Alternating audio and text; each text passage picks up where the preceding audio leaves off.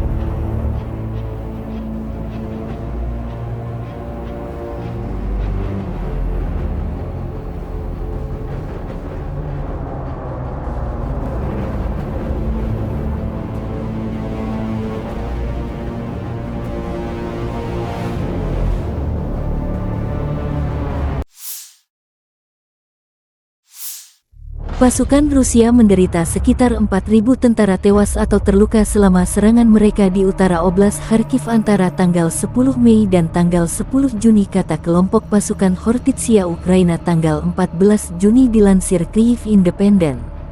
Rusia meluncurkan serangan baru pada tanggal 10 Mei namun kampanye tersebut terhenti hanya dalam waktu sekitar 2 minggu, dengan pasukan Ukraina melakukan serangan balik di dekat kota perbatasan Vovchansk.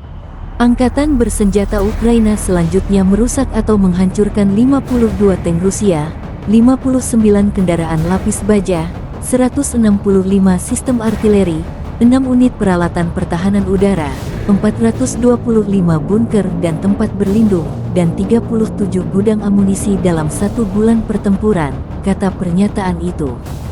Kerugian tersebut tidak termasuk korban yang diderita pasukan Rusia di sektor Kupiansk di timur laut Oblast Kharkiv. Bersih berbeda disampaikan pernyataan resmi militer Rusia tanggal 15 Juni.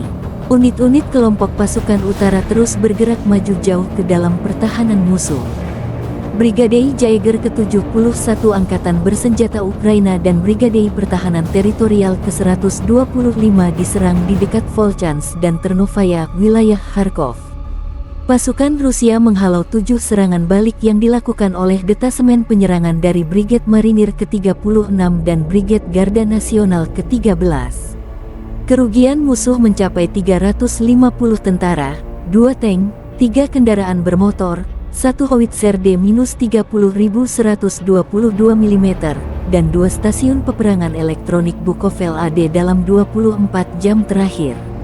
Pertempuran sengit berlangsung di Kita Volchansk arah Kharkov di mana unit utara pasukan Rusia sudah menguasai 40% wilayah Volchansk.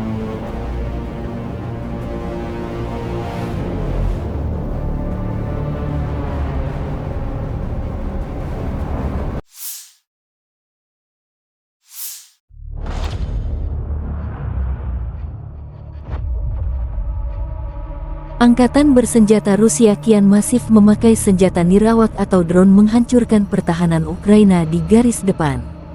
Drone berkekuatan besar kian sering digunakan seperti rekaman yang diunggah relawan Timur Jauh Rusia tanggal 15 Juni.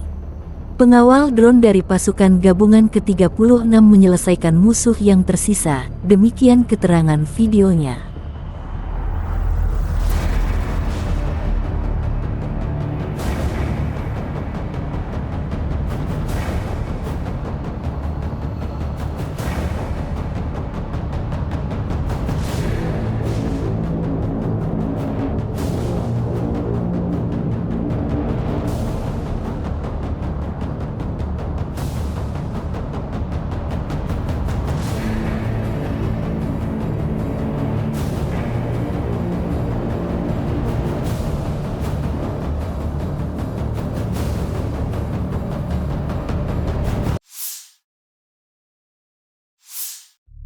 Presiden Ukraina Volodymyr Zelensky tanggal 15 Juni menolak mentah-mentah persyaratan yang diajukan Presiden Rusia Vladimir Putin untuk melakukan pembicaraan damai.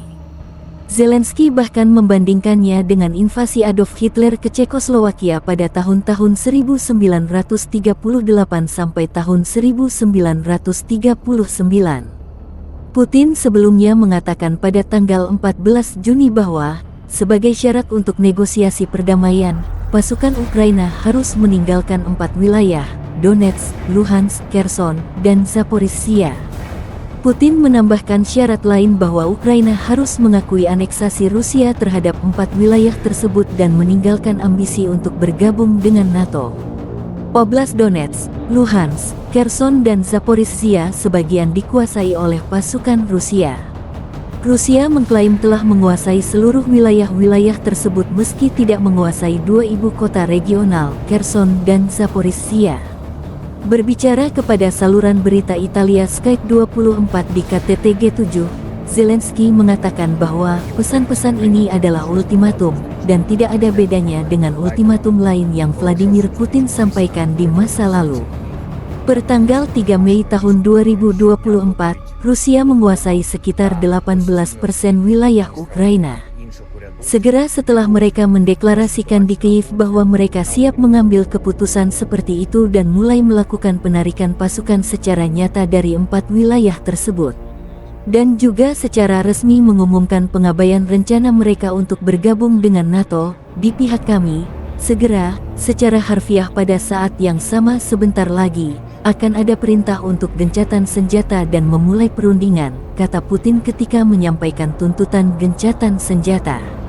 Saya ulangi, kami akan segera melakukan ini. Tentu saja, kami juga akan menjamin penarikan unit dan formasi Ukraina tanpa hambatan dan aman, kata Putin. Sementara Ukraina bersikeras bahwa penarikan penuh pasukan Rusia dari seluruh wilayah Ukraina diperlukan agar perundingan perdamaian dapat dimulai. Konflik Rusia dan Ukraina memasuki hari 843 per tanggal 15 Juni atau tahun ketiga konflik. Dua kubu mengklaim pihak lawan mengalami kerugian besar. Ukraina mendapat suplai amunisi dari negara-negara NATO dan Amerika Serikat. Sementara Rusia disebut mendapat bantuan dari negara sekutu seperti Korea Utara, Iran hingga China meski tidak ada bukti dan pernyataan resmi. Download Tribun X sekarang. Menghadirkan lokal menjadi Indonesia.